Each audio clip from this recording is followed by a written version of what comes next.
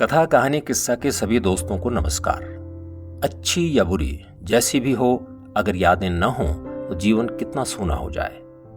आज की कहानी भी यादों के ऊपर ही है, तो लीजिए सुनिए भानु प्रताप की कहानी यादों के फूल।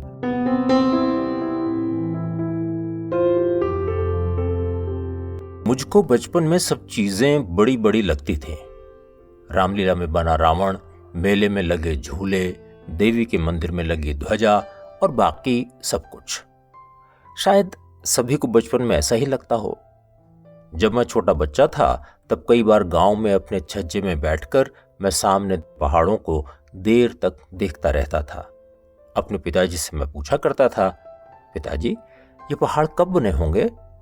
तब तो पता नहीं था, लेकिन अब मुझे पता चल गया है कि जिन बातों के जवाब हमें पता नहीं होते, आमतौर पर इधर उधर की बात करके हम उन्हें टालना चाहते हैं, या फिर हम ऐसा कोई जवाब देने की कोशिश करते हैं जो एकदम से दिमाग में नहीं उतर पाता। मैं भी करता हूं ऐसा कभी कभी। बहुत पहले के हैं ये पहाड़। पिताजी के इतना कहते ही मैं पूछ लेता, कितने पहले के? हजारों साल पहले के। घर के आंगन में खिले नीले और गुलाबी रंग के छोटे छोटे फूलों को देखकर अक्सर मेरा सवाल होता कि हर साल ये कहां से आ जाते हैं। वो कहते, अरे ये हमारे पुरखे हैं, सावन भादों की बारिश के बाद ये हमारा हालचाल जानने के लिए आते हैं हर साल।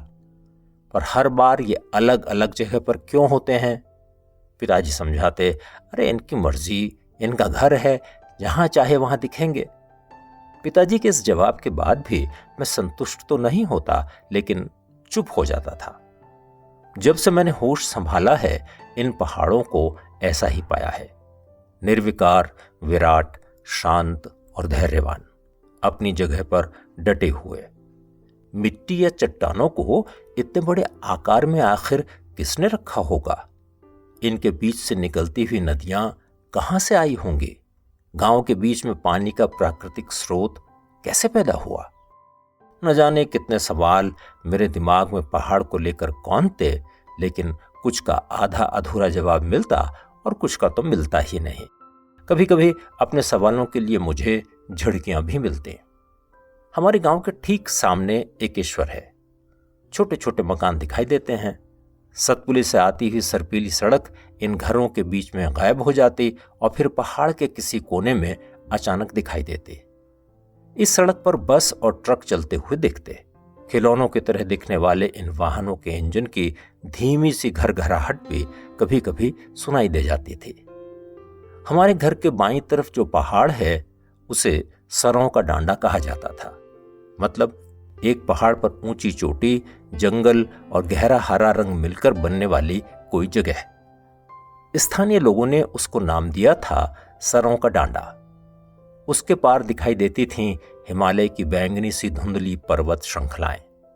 उनसे निकलता रहस्यमयी कोहरा आसमान के रंग को सलेटी बनाता था।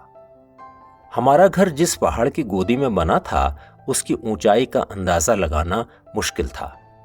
9-10 साल की उम्र में मुंडेश्वर के मेले में जब मैं गया, तब पहली बार इसकी चोटी पर पहुंचा था। क्या दृश्य था! सामने बर्फ से लदी चौखंबा, नंदा देवी, त्रिशूल की चोटियां थीं। पिताजी ने बताया कि इस समय ये चांदी की तरह दिख रही हैं, लेकिन सुबह के समय ये सोने की हो जाती हैं। ठंडी हवा और चीड़ के जंगलों की खुशबू में लिपटा मैं बहुत देर तक वहां बैठा रहा। अगर मेले में जाने की जल्दी न होती तो मैं वहां घंटों बैठा रह सकता था। हमारे गांव में कोई 25-30 घर रहे होंगे। मिट्टी और पत्थरों के घर की छत काले रंग के स्लेट यानी पठाल की बनी होती थी। बेतरतीब छतों पर कद्दू या तोरी की बेलें फैली रहती। घर आमतौर पर 2 मंजिला थे। आंगन में टेढ़े मेढ़े पत्थर बिछे हुए थे और इसके किनारे पर एक बड़ा पत्थर था जिसमें एक छोटा सा गड्ढा था। इसी ओखली में मां धान या दूसरे अनाज कूटा करती थी। गांव की सुबह बहुत जल्दी हो जाती। महिलाएं पहले उठती थीं। अक्सर मेरे रोटी खाते समय ही मां जंगल चली जाती थी। जब खेतों में काम होता तो पिताजी वहां चले जाते, नहीं तो बकरियों को चराने के लिए ऊपर की तरफ ले जाते। मैं और मेरी बहन स्कूल रवाना होते। पहाड़ से नीचे मैदान के बड़े शहरों में गए लोग जब गांव आते तो कहते, बहुत कठिन जीवन है पहाड़ का। लेकिन मेरे लिए तो ये एकदम सहज और सरल था। इतनी शांति कि हवा में हिलते पत्ते एक दूसरे से टकराकर आवाज करते, पत्तों के बीच से बहती हवा की सरसराहट सुनाई पड़ती और चिड़ियां चहचहाते हुए एक दूसरे का हाल पूछते हैं। कई बार तो दिन में ही मुझे झिंगुर की आवाज भी सुनाई दे जाती। लोग खुश थे क्योंकि दुखी होने का कोई कारण नहीं था। किसी तरह की आगे बढ़ने की ललक नहीं थी, कोई आपाधापी नहीं और ना ही कहीं पहुंचने की कोई जल्दी। 10वीं कक्षा पास करते ही मुझे दिल्ली चाचा के पास भेजने की चर्चा होने लगी। आगे की पढ़ाई वहीं होगी क्योंकि गांव के आसपास कोई स्कूल कॉलेज तो था नहीं। गांव छोड़कर जाने का ख्याल ही मुझे परेशान कर देता था। मां को छोड़कर जाना सबसे मुश्किल था, लेकिन पिताजी के निर्णय के आगे किसी की कहां चलती थी। मां मेरे सिर पर हाथ फेरती और धोती के पल्लू से आंखें पोंछती। मेरा दिल धक धक करता और डर लगता। और फिर मैं चाचा के साथ एक दिन दिल्ली पहुंच गया। दिल्ली पहुंचकर मेरी हालत उस चूहे के जैसी हो गई जो पहली बार बिल से बाहर निकला हो। मेरे कान इतने शोर के आदी ही नहीं थे। आसपास से तेजी से निकलती हुई कारें, धुआं और धूल उड़ाती बसों में एक दूसरे के ऊपर लदे हुए आदमी मेरी समझ में नहीं आते थे। ऐसा लगता था जैसे मैं किसी दूसरे ग्रह में आ गया हूं।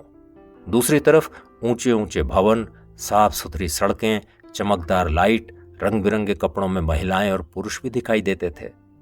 मुझे ऐसा एहसास होता कि मैं किसी ऐसी जगह पहुंच गया हूं जहां स्वर्ग भी था और नर्क भी एक साथ। चाचा का घर पूर्वी दिल्ली के ऐसे इलाके में था जो पिछड़ा हुआ था। पिछड़ा हुआ इस लिहाज से कि जिंदगी की वो सुख सुविधाएं वहां नहीं थीं जो दिल्ली के दूसरे इलाकों में थीं। चाची अच्छी थी और प्यार से रखती थी। चाचा के 2 छोटे छोटे बच्चे भी थे, उनके साथ मन लग जाया करता था। स्कूल ही एक ऐसी जगह थी जहां जाकर अच्छा लगता। साथ के बच्चे अपनी जैसी परिस्थितियों वाले ही थे। हाँ, जिनके पास साइकिल थी वही मेरे लिए सबसे धनवान बच्चे थे। रात होती तो मेरी परेशानी बढ़ने लगती थी। माँ और बहन बहुत याद आते। गांव का एक एक पत्थर, हर एक पेड़ दिमाग में कौंध जाता। कई बार आंखें भी भर आईं। नींद में अक्सर मैं अपने छज्जे में पिताजी के साथ बैठा हुआ खुद को पाता। हम चुपचाप एक दूसरे को देखते और वो मेरी तरफ देखकर मुस्कुरा देते। चिड़ियों के झुंड बेडू के पेड़ से उड़कर सरों के डांडे की तरफ चले जाते। ढोल दमाव की आवाज सुनाई पड़ती और मैं अपनी बहन का हाथ पकड़े हुए प्रधान दादा के घर की तरफ जाता। अक्सर माँ सपनों में आती, मेरा हाथ पकड़कर मुझे गले से लगा लेती। सुबह उठता तो ऐसा महसूस होता कि रात अपने साथ मेरा सब कुछ लूट कर ले गई। दशहरा गया, दिवाली भी बीत गई। मैंने सोचा था शायद गांव जाने का मौका मिलेगा, लेकिन चाचा ने समझाया कि गांव गया तो पढ़ाई पीछे छूट जाएगी। गांव जाने का मौका मिलेगा, पहले पढ़ाई तो पूरी कर। 5-6 महीने में ही मेरे किशोर मन पर दिल्ली का रंग चढ़ने लगा था। लाल किला, कनॉट प्लेस और चांदनी चौक की रंगत अब असर करने लगी थी। गांव की याद तो लगातार आती, लेकिन अब पहले की तरह दुखी नहीं करती थी। स्कूल, घर और खेल के मैदान गांव को पीछे कर देते थे। गर्मियों की छुट्टी में गांव जाना हुआ। बहुत उत्साह और खुशी थी मन में। चाचा के साथ बस में बैठते ही ऐसा लगा कि तुरंत ही घर पहुंच जाऊं। शाम होते होते हम गांव पहुंचे।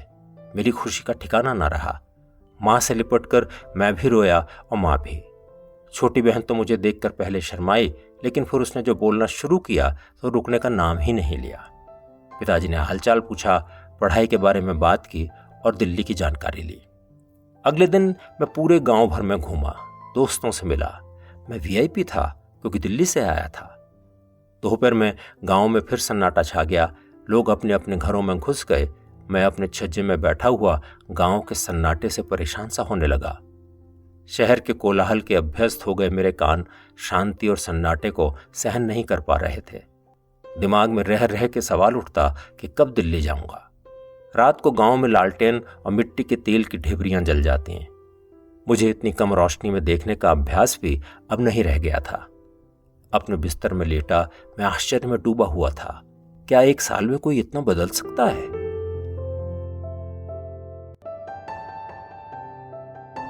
आज करीब 15 साल बाद मैं फिर अपने घर के आंगन में खड़ा हूं। माँ और पिताजी को गुजरे 10 साल से अधिक का समय बीत चुका है। 10वीं के बाद पढ़ाई करने जो लड़का दिल्ली गया था वो वहीं का होकर रह गया। कभी साल भर में या कभी 2 साल बाद घर आना होता। फिर धीरे धीरे ये समय भी बढ़ने लगा। घर की छत पर रखे पठाल कई जगहों से हट चुके थे। तिबरी का फर्श जगह जगह उखड़ गया था। पूरा घर एक बूढ़े की तरह मेरी तरफ ताक रहा था। मैंने नजर घुमाई तो सामने सरों का डांडा दिखाई दिया। पंछियों के झुंड हमेशा की तरह सरों के डांडे की तरफ उड़ान भर रहे थे। सामने एकेश्वर की सड़क पर एक गाड़ी रेंगती हुई जा रही थी। घर की तरफ देखते हुए मेरी आंखों से आंसू बह निकले। गांव में बना मेरा यह घर टूट रहा था, लेकिन मेरे मन में बसे मेरे घर का क्या हुआ?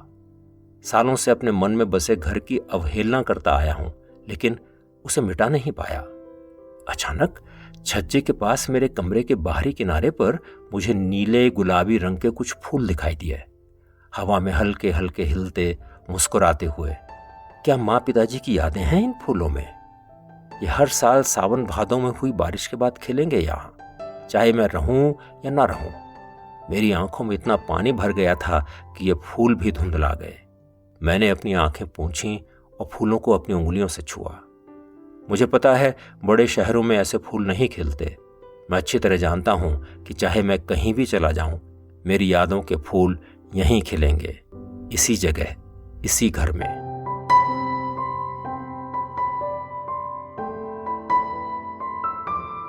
यादों के फूल। अभी आपने भानु प्रताप की लिखी ये कहानी सुनी। अगर कहानी आपको अच्छी लगी हो तो इसे लाइक करें, शेयर करें और हमारे इस चैनल को सब्सक्राइब भी करें।